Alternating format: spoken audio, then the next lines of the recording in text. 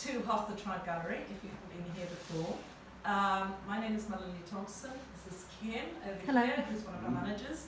And we've been open for a few years, open and closed, open and closed, open and closed. And this art talk is part of a series that I am curating because I'm really interested, I hope you are because you're here, in not only the work of an artist, but actually how it is constructed and created and thought about, because that is to me absolutely fascinating. The umbrella for these talks is not just any artist that I find interesting, but they're people who cross genres, so work in different mediums and crossover mediums, and sometimes, in a lot of the cases of the talks that we've given, actually mix and match, because my practice is interdisciplinary practice, and I think it's the way forward. Purity, old-fashioned. I think we all need to mix and match. So all the artists that are talking about that relationship between one form and another and how they have developed that. So I am very pleased to introduce Lottie. I'm just going to do a little formal introduction. She's a textile designer turned gardening designer, who has recently completed a garden at the RHS Chelsea that merged these two worlds, a textile garden that explored the relationship between what we wear and what we grow. Lottie's practice as a garden designer draws heavily on her previous career as a textile designer. Pattern, form, repeat and colour are all key building blocks she uses to think about gardens and outdoor spaces. I'll hand over to you, Melanie. Thank you, Melanie. Thank you, and thank you everyone for coming on this steamy Sunday afternoon. As Melanie has introduced me beautifully, I used to be a textile designer and I have quite recently, in the last 5 years, transitioned to garden design, and it sort of culminated in this big project that I've just done at Chelsea. So that's going to be the kind of bulk of the talk, what I'm going to talk about.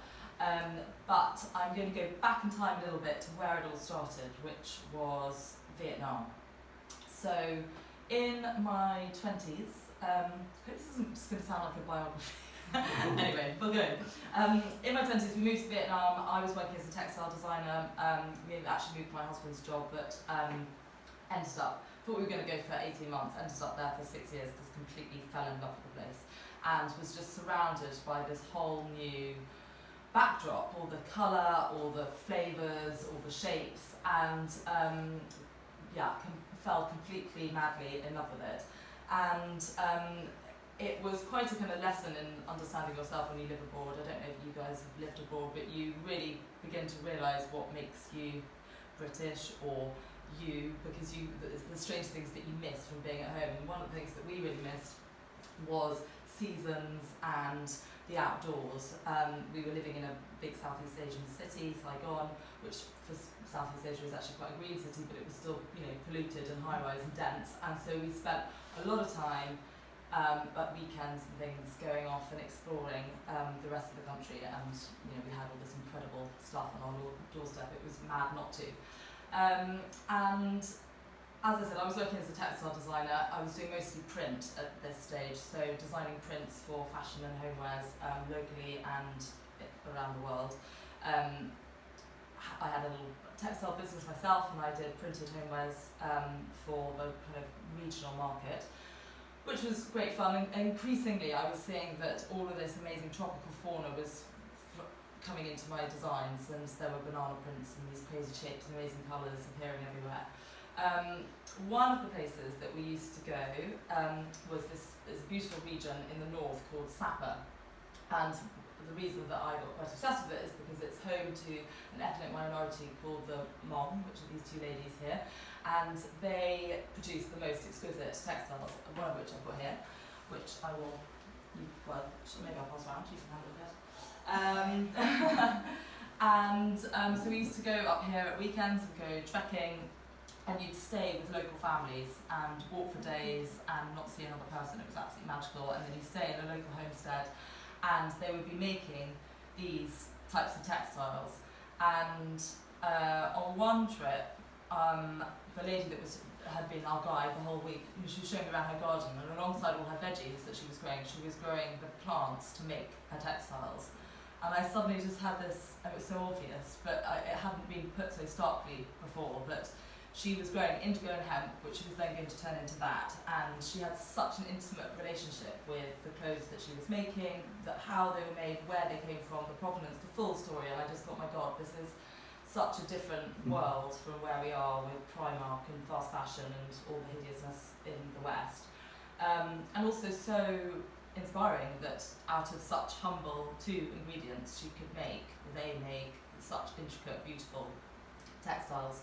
So it was a really inspiring trip, and I kind of mulled it over and thought about at one stage trying to set up a sort of social enterprise that was going to try and give these types of textiles a bigger audience around the world, because more and more, as with lots of these crafts, they are being lost as, you know, they're oral traditions that are passed down, and now you just get cheap Chinese imports and versions of those, and it's very sad. Anyway, I didn't pursue that as a business idea, but we did eventually move back to the UK, and I had a sort of change of heart. I decided that, having lived abroad and realised how important the natural world was to me, I decided I was going to retrain as a garden designer. So I went to Inchbald's School of Design, and it was an amazing experience in loads of ways. But one of the big things that was very much encouraged at Inchbald, because there are a lot of career changes there. There's, you know, lots of people who are leaving one thing and starting another, and have had kind of similarly eureka moment type experiences. They very much encourage you to think about what you're bringing to your designs, and think about what your history is and what your story is, and encourage and celebrate that, rather than sort of everyone coming out of a cookie cutter mould. And it was always amazing. And actually, I went and they very sweetly asked me to go back and judge this year's final show, be one of the guest judges. And it is amazing seeing how everyone gets set the same task, but everyone comes up with something completely different. We all got the same garden to design, and you know, all first gardens that we'd ever designed on our first term, and we all came up with something completely different. That was my design for the first one. But the reason I've just included these is just to show, like, my approach. Obviously, textiles were in there, pattern and print was in there from the very beginning, and the way I chose to illustrate and articulate ideas always contained pattern and print, because that was my background and I just sort of couldn't get it out of me. And they very much encouraged to keep it in me, so that was great, it suited me very well. So after Inchbald, I was thinking about doing a show garden. So a show garden, I don't know how much you guys know about the garden design world, but doing a show garden is it's an opportunity to pursue an idea. It's an extremely indulgent and lovely thing to be able to do, because you don't have a client, or you are the client, and you get to do something quite conceptual that most clients are not going to be interested in. And it's also, for a young designer or a new designer, it's an opportunity to kind of get out there and tell the world what you're about. So I decided I was going to try and do a show garden, and I was actually looking at Hampton Court, which is a slightly lesser show garden, flower show.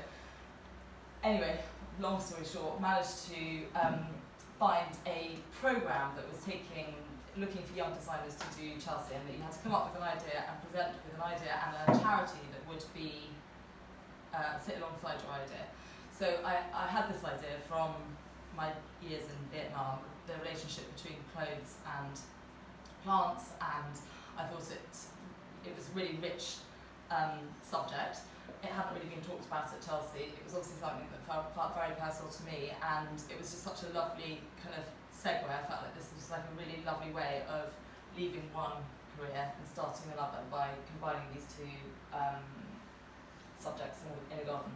So I then began to think about how I was going to tell this story, and I turned to Annie Albers, who had always been a bit of a design hero of mine, and I always thought that her designs looked a bit like garden designs. That to me looks like a floor plan for a garden or a planting plan. But also her amazing philosophy on materials and truth to materials, I'm afraid I got this quote wrong. There's supposed to be a do in there, but being creative is not so much the desire to do something as the listening to what, to that which wants to be the dictation of materials. So it really reminded me of being in Sapper, and they just had those two materials, and they innovated and did such fantastic things with them. And this idea of limitation and starting with materials really appeals and felt like it chimed really nicely with the garden. Design-wise and aesthetically, it also worked really well. So that was my starting point, and I started by making a weave, a warp twill, using paper. And I came up with various themes that the various pieces of paper represented in the modern textile industry, but that was my starting point. And then I digitised it. So I put it into a program, Illustrator, and began to sort of see patterns emerging, and I played around with the different numbers of colours that I was using, and began to get sort of shapes. And it probably doesn't look like a garden to you, but to me it was beginning to look a bit like a garden. And then I got to a much more simplified version, which is this. So so then I started doing mass and void. So I had this 2D form, and then I had to sort of turn it into a 3D shape. So these beige things, these are paths, and these became topiary cubes. And then I started putting it on different levels to represent like the folds in the fabric, but also the stepped rice terraces in Vietnam. This was an early iteration of how I thought it might look in 3D. So I wanted to introduce a vertical element and also some textiles, because I really wanted to make real the relationship between what was going on in the garden and fabric. So this is the same design, but textiles. I think on the next slide I've got it. The same design as the floor plan, but made vertical and then put across 4 different planes. So and the idea is that when you walk around it, it's a bit like a magic eye. It all kind of lines up. So I was busy developing all of this, and but still didn't really have an outlet for it. And I was trying to apply for Chelsea, and it's a really, really long, complicated process. But I managed to get Fashion Revolution on board, who, I don't know if you've come across them, but they're an amazing fashion advocacy network. So they want to radically change the way we consume and produce and distribute fashion all over the world, and they've got offices in 92 countries, and they came on board and said that they would love to work with me on this and telling this story, and it was just such a great, obvious connection, and I really felt that was how we were going to amplify it. And so then I went back to Chelsea and I said, okay, I've got this idea, I've now got Fashion Revolution on board, and we got approval and funding, which was really exciting, and big relief. So this is the design that I came up with. This is the 3D render, or the 3D illustration of it before it was built. So as you can see, these are the paths, which are supposed to be kind of ribbons weaving through the design, stitching, and then I introduced these large, heavy topiary elements. This is the fabric installation that I mentioned, that is the same design but on the vertical, split across 4 planes. And then I introduced these pools of water, which are active dye baths. So they are dye baths, and wasn't quite sure how they were going to materialise actually in real life, but I knew I wanted them there. Well, like literally functioning. Yeah, so they were vats. I mean, it's just a pool of water, it's actually not very technical. But it sounds like you say active dye baths. And the other thing I had decided, which had been quite problematic when I was developing the idea and trying to get it over the line with Chelsea, was that I wanted to use only plants that could be used as dye or fibre. Again, going back to this truth to materials idea and really limiting our materials and what we use. And trying to it was a sort of exploration of this idea that we should work with less, and you'll come up with more creative solutions. Because if you can shop from anywhere, if you can say, okay, I want a gold sequin from China and a mother of pearl button from Indonesia, it's too easy. But if you say you've only got those materials, what can you do with them? You come up with much more interesting things. So I said to myself, I was only going to use dye or fibre plants, but then obviously for a show garden that's quite tricky because you've got to have them all looking perfect in May, and so things that are in flower and looking lovely in May that are also dyed fibre plants, suddenly my list was quite short. And again, the RHS were very worried about it, and they said, oh, you know, you're not going to be able to make a garden out of it. So my solution was to colour block. I really wanted the garden to feel like the textiles, so I grouped plants according to colour and had these repeated swathes of colour running through the garden, and I couldn't get topiary that was a dye plant of that size in time for Chelsea, so I ended up making, commissioned a very talented willow artist to make willow topiary, woven willow cubes, which were fantastic. So it was a really fun and amazing process because I had set myself this rule and I had to just stick with it, and there were quite a lot of times where my grower and various people were like, come on, you can just put that in because it will look so nice. I'm like, no. It was very tempting because also you don't know what's going to come good for Chelsea, so you grow all these plants and not all of them are, you know, I had 2,500 plants and you hope that 1,000 of them are going to be fine, but most people kind of mitigate that risk by growing different varieties of things, and so if they wanted something pink and fluffy, they've got another 5 different species that they could use in that.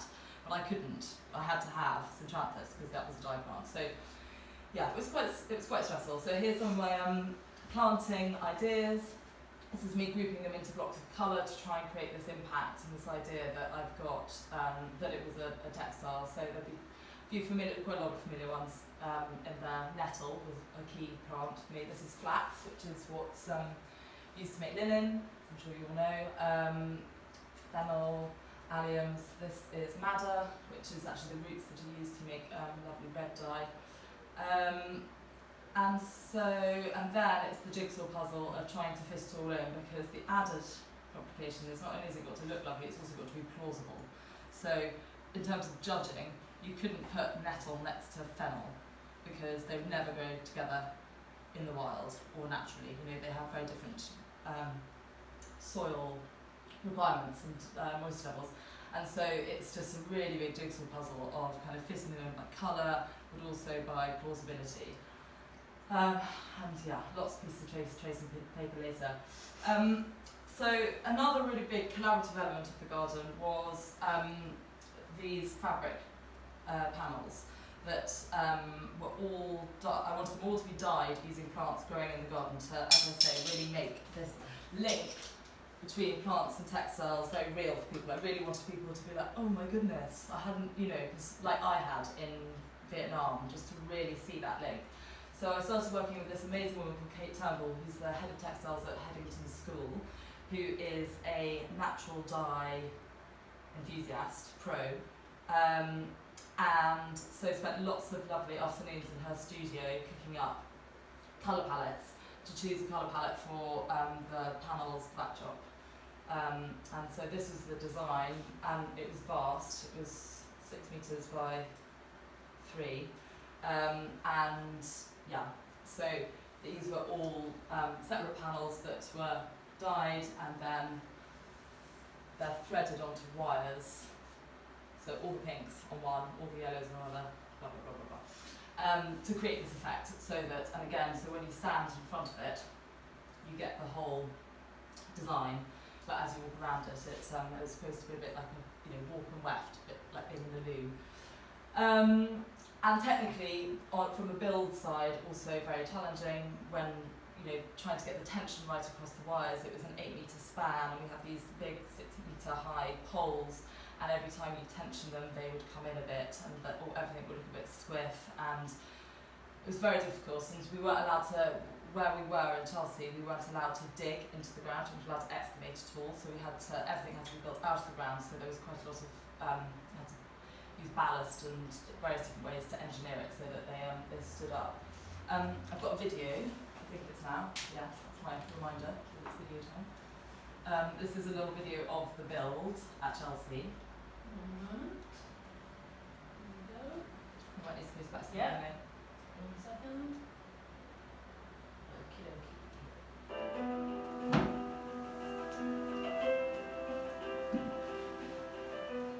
Day one activities is getting up the main framework of the garden, which is the metal structure, which is going to be holding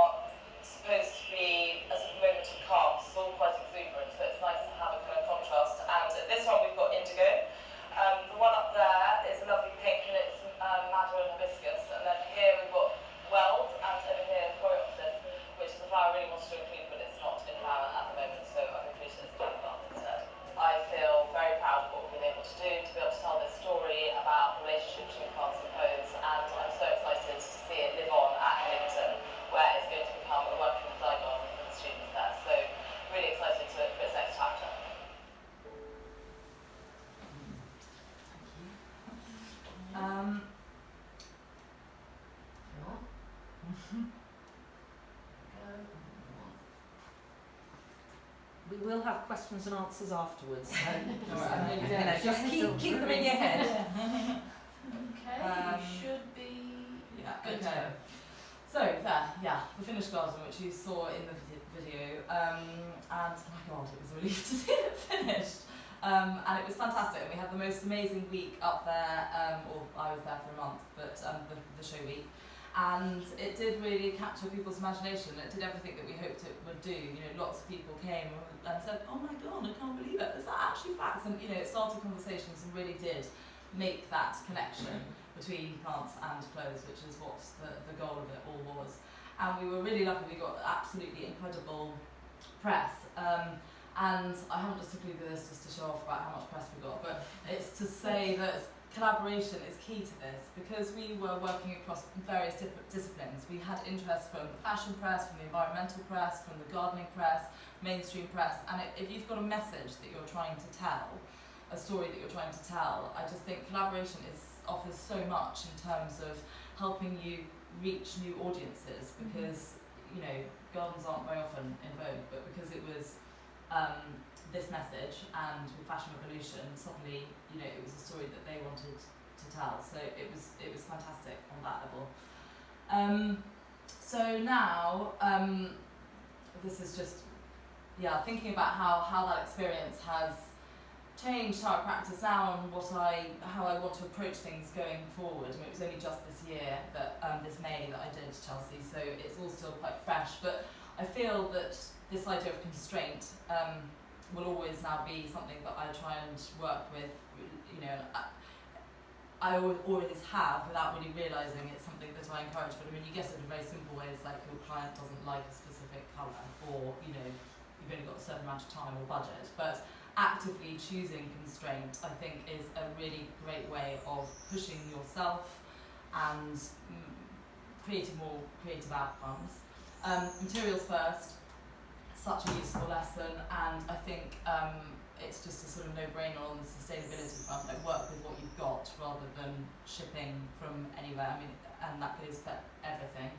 And again, you end up innovating with what you've got and coming up with much more interesting solutions.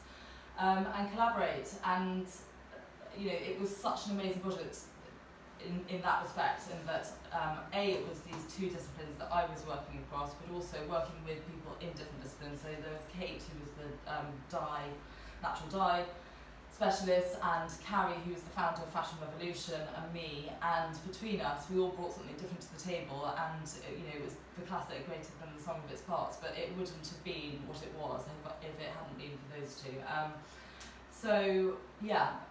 I think collaboration is something I now will actively seek in big and small ways in all projects. So this is just an early sketch I was doing this week for a garden, but the client is an art dealer, and she looks after Jeremy Anir, and that's one of Jeremy Anir's paintings, and so I thought that would be a nice starting point for the garden, and just finding ways to introduce different disciplines and different starting points into your work. It just forces a slightly new way of thinking, and I don't know, I just find it very useful to get that first line on a page. It's quite hard to find inspiration sometimes, and if you can find it and hook in, also clients will love it. So that's me. Any questions? Thank you.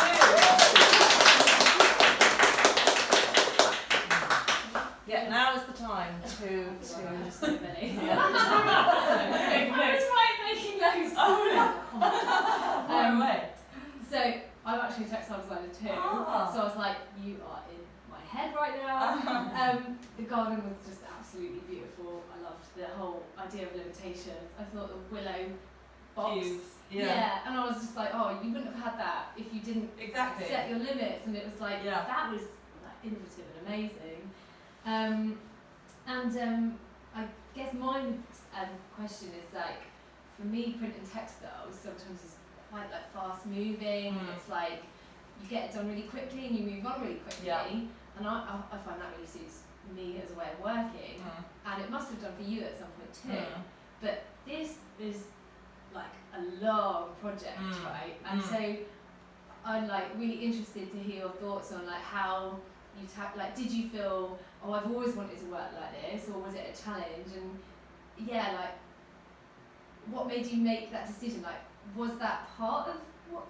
The long form aspects of it. Yeah, like, was that like, oh, I want to do a long project, or was it like, I want to do this, and just I have to like now work long project? I mean, I think that was the best thing about it is like normally gardens, even though the gardens take a long time to build, but the design process is normally quite short because nobody can pay you to think for a year. So you have to kind of just get it done quite quickly. So it was such a luxury to be able to spend a long time on a project and really think about it, and over a year or longer, and really work through things and have the time to really go there with it and find interesting little things that you'd never normally find in a commercial project because you just don't have the time or the budget to do it. So and that's why I suppose I'm really trying to shoehorn or attach some more of that into day-to-day work, which is not always easy to do because for all the reasons I've just explained. So like this is a little example of it where I'm just really trying to add a layer of kind of intellectual something. Yeah, exactly. Just to make it a bit more juicy for me because it can get a bit, you just kind of knock them out when it's, for commercial work. So, and it's very rare that you find a client that really wants to invest in something that's going to have loads of stories to tell in it. But having you can get little stories into gardens very easily, but you've just got to be quite disciplined about doing it, I think, what I do. So was it sort of almost in a way, like shallowness and rapidness of the fashion industry that made you like turn to nature and be like, oh, we do something that takes time, that I can't predict? Yeah, there definitely was an element of that. I mean, I think I'd had a baby and we moved back to the UK, and I just sort of succumbed to the like awesomeness of nature. I'm just like, I need this more in my life. I need to make this more something that I can be in every day rather than just like at the weekend go for a walk. And I had been quite intimidated by garden design, but when I started doing the research into courses, I realised there was actually loads of crossover, and that design thinking and is universal, and you can apply it to lots of different contexts, and that was very much encouraged at Inchbold, which was fantastic. And so that really kind of encouraged me and made me feel confident to not only make the leap but also like take the textiles with me and use that as a way in to the next bit, which is great. I have a question about the Chelsea Flower Show experience. So you said you got support and funding and stuff, and in the video I can see that you have a really big team. Do you get to choose the people that you work with? Are you given here's a bunch of guys that can help you kind of tell them what to do, or are you like, right, I'm going to ask specific people who are going to come and help me with their particular expertise that I trust? Yeah, so you have to, there's a budget, so you get assigned a budget and you manage it how you like. Okay. You have to obviously contract contractors to But you bring in your own team? You bring in your own teams, yeah. So none of them work for me any other time. It was just for that project, and it's quite tricky finding people because we got our funding quite late. Not many businesses will do Chelsea because it's just such a life takeover and so demanding. There's not much money in it. It's a real kind of, you do it for love rather than anything else. These Kelways in Langport were my growers. I was going to say, who grew your plants? But again, I came to them in sort of November. I begged them to do it, but it was because it was quite an interesting story, and it was plants that they hadn't done before. They were quite. And have they worked with Chelsea? They've done loads, and they did 6 this year. Oh wow! Okay. But I mean, I think COVID also knocked a lot of the growers out that did used to do it, and then because there were no show gardens for 2 years, so they all pivoted their businesses towards retail and other things. Then when the show gardens came back, they realised that actually. And it's such hard work for a nursery because they grow for 6-8 months before Chelsea, and you have all these kind of mad garden designers who all want their plants ready on the 21st of May, looking perfect, and everyone thinks their garden's the most important. And then, come 30th of May, your plant nursery's got no plants in it, and everyone's absolutely exhausted. You've got to somehow salvage a business out of that for the rest of the year before it all starts again. It's a very, there aren't many businesses that want to do it, and they kind of make a name for themselves doing it. So anyway, I was very lucky to get Kelways. It was great because they were local, so I could go down with the plants and check in with them the whole time. But yes, no, I don't. my day-to-day life has not got that many bonds in it. It's just me. And my other question is regarding clients and working and what the experience has done for you since. Like, obviously people are going to be interested in what you're doing, Yeah. but does that lead on to job opportunities or collaboration opportunities? Are there particular people that you have met or got to know through this project that you intend on working with in the future? I think it's a bit early to tell. Lots of interest, and we're in talks with lots of people about things. I think lots of educational projects, which would be great. London Parks potentially wants to do a dye garden. Raymond Blanc, he at Cat Saison, he has lots of different types of garden. He is quite interested in doing a dye garden. Personally, I don't. Well, no, it sounds very precious, but I don't necessarily want to be the dye garden person. So for me, it was about starting a conversation, and it was great that I was able to help Fashion Revolution have that conversation with people who wouldn't normally have that conversation, and that was fantastic. But for me, it was more about the collaboration thing. I would love to do another project, but not to do with textiles, but to do with art or whatever. But it was an opportunity for me to explore a way of working, and so. It was quite a special Chelsea Flower show this year, wasn't it? Because there was a couple of rewilding projects, and one of them won a major award. Yeah. So you were in a context of ecology, of sustainability, which has never really hit that before. I mean, it's been totally, for posh people basically. Yeah. And it's slowly becoming more accessible to normal people. Yeah. And also asking questions about the planet and our relationship to it. So you couldn't have had a better year. No, and in terms of Somerset as well. Exactly. They were. I work in their old studio, and the new was sponsoring. I mean, honestly, it was a bit like being the public booth. It was just so But neat. it was great though. Somerset, it was really Yeah, special. it was really I watched special. it on telly, and it was really impressive. Finally they've got it. This is, it's not about, because I was really picking up on your thing about what it looked like and wanting to follow your own rules, and that was the whole thing about the rewilding thing. They were talking about that because it just didn't look like a garden. I mean, it looked like a sort of river with a whole lot of bushes around, and but that wasn't the point. The point was something else, and that's also what you were doing. You were making another point. Yeah. So I think that's we were both funded by the same people. Okay, that's interesting. And I think there has, it's nice to see that it's sort of landed and been picked up on. There has been an acknowledgement in the RHS that they need to change. And hugely. They have got this new partner called Project Giving Back, who are funding lots of gardens, and the remit is that you've got to have not done Chelsea before. You have to have a really strong idea that is going to tell a story. Which, and both Urquhart and Hampton and I were funded through them. So you can't just go and do another pretty garden about nothing. It's just that's been and done. But the RHS obviously don't feel like that's something they can do, or they don't have something to do it. So they've slightly outsourced it to Project Giving Back to find those people. Right. Which I've been a beneficiary of. So that's great. Yeah. Oh, this is good to hear. Yeah. Anybody else? Yeah, can I ask you, you're quite a leap from being a textile designer. I know you only told us in like 2 minutes. I'm sure it took a bit longer than that to become a garden designer. Inchbold is It's a design school in London. And how long were you in the process of doing that to become a gardener quite knowledgeable about the gardens you were doing? Only a year. Oh, but I've been, it's only a year.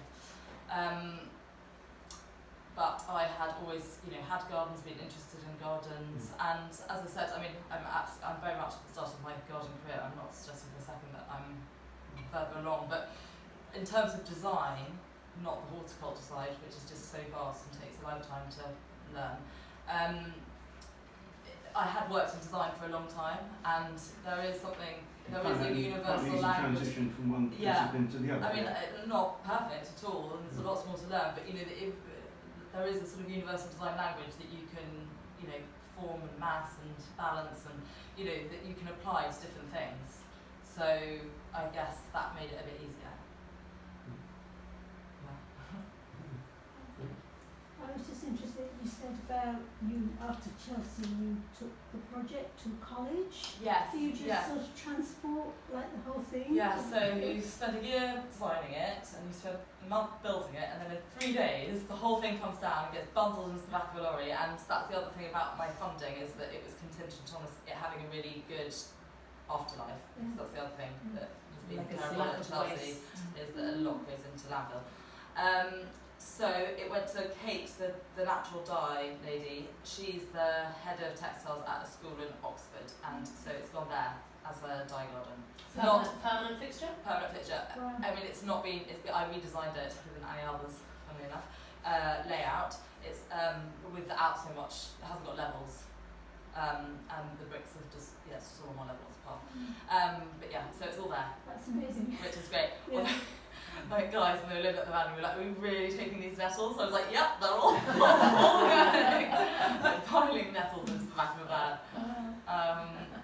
But yeah, so that's nice, really nice to know that it's there. And will they be using the plants? Or Yeah. So So they're she's actually pioneered, Kate has working. pioneered this amazing eco-textile A-level, which she's trying to get registered on the syllabus, Amazing. where they are kind of doing from plant to product. You're still taking notes. I actually have. I have to take us to Just Yeah, press just record say button. record. You're Can making a film. Can I just mention, just for everyone, that we will be putting a video Yeah. of this talk, and then I'll put some of the stills from your presentation and the little video of your Chelsea onto our blog on the Yeah, Heart to we'll Try be website. there. So We'll be there. Yeah. No problem. Obviously, I can't answer any questions now, in case you want to check So that. will your active dye baths be in active use? Yes, they will be in They active will. use, and we had to obviously drain them, and actually the towels and everything that came out of them, not towels, they were old bed sheets that came out, they looked really hanky. It was not a masterclass in natural dyeing, because we'd sort of tied them all up in a knot to try and make them look Yeah. not like a sort of dead body floating in them. It's actually going to be like functional. Yeah, no, but they were built to commercial spec so that they can be used. Yeah. That's amazing. Yeah. Do you have plans to do any more show gardens in the future? Or focus on the one?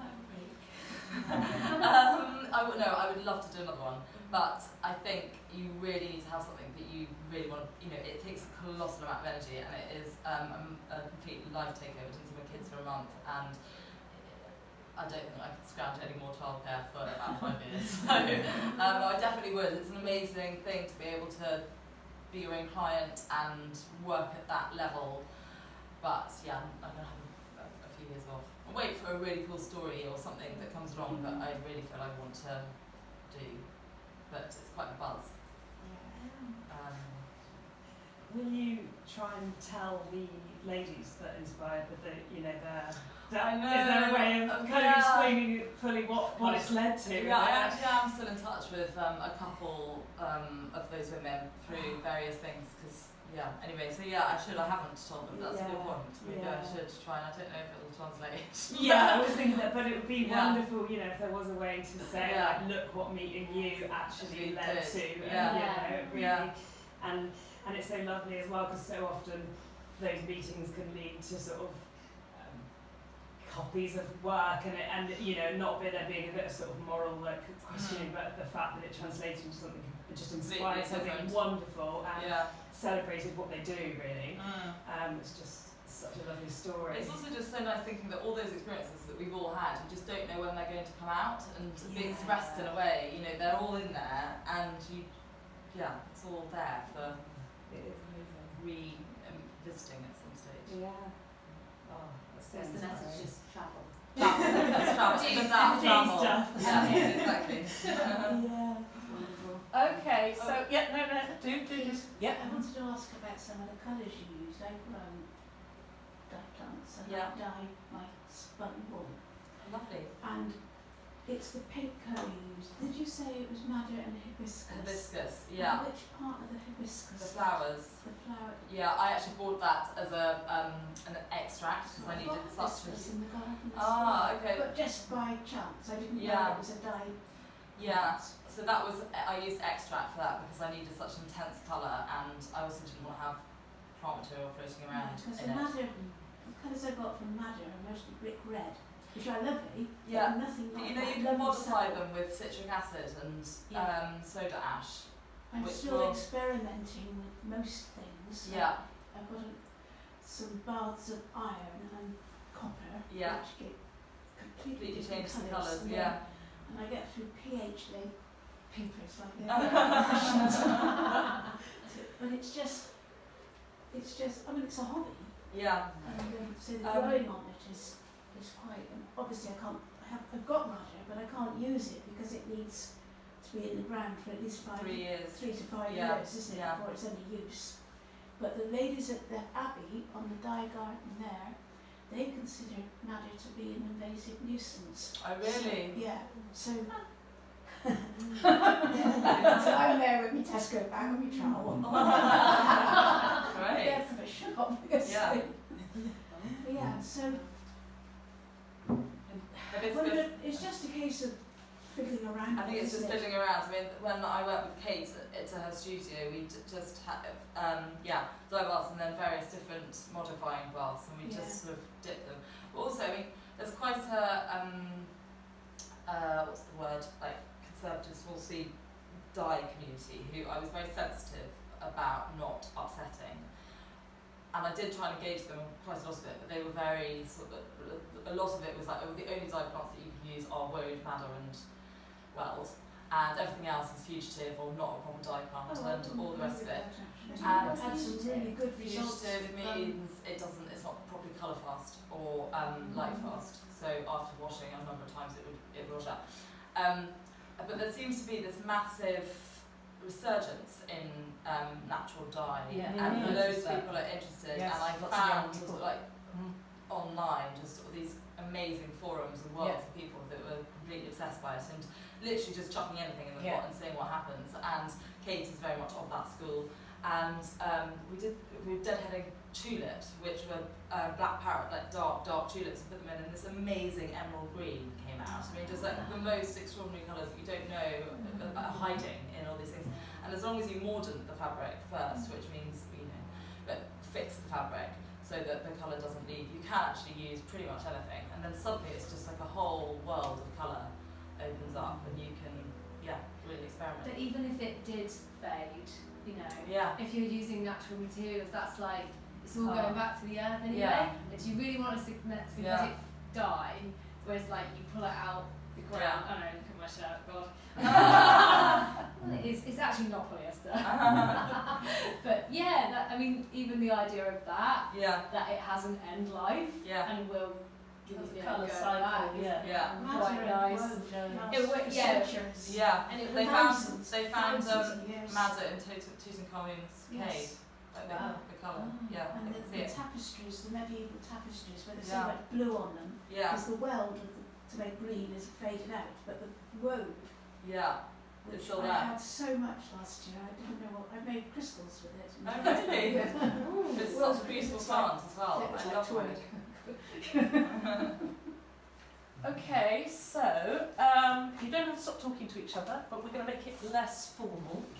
Thank you so much, Lottie. It's been a pleasure. I'd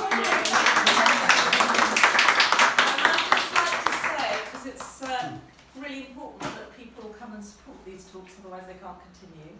We're having a little break in August, because it's August and lots of people are going to be away.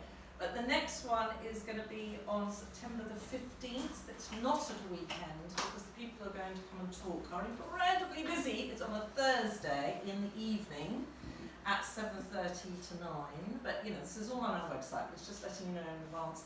And this is going to be a really interesting talk because this is 3 people who are artists, but who are also running a really interesting art centre quite near here called Art Bank. And it's one of the most interesting art centres, and I've been involved in these sort of organisations, art centres, for many, many years, that I've ever found in the countryside. They've somehow found a way of creating an environment where lots of very exciting things happen. So they're going to come and talk about their story of how that happened and the work that they're doing now. And then there's Jim Pilson, who is one of our artists, who's going to come and talk. And then 2 filmmakers who are artists but also make films. And then finally Diana Milstein, who is a painter, also makes films. So we've got all these lovely crossovers. So please look on the website and do come, because obviously it's much easier to talk to this amount of people than a man and a dog. Not that I've got anything against dogs. We had a cat in a bag once. We had a cat in a bag once, yeah. So we're going to take the screen down and reveal the coffee machine and tea machine, which you can help yourself to. We've got some cake, and then Lottie is going to stick around. You're not going to disappear. So please carry on talking, because that's what this is about too, is that conversation. So thank you so much. Thank you. Yeah.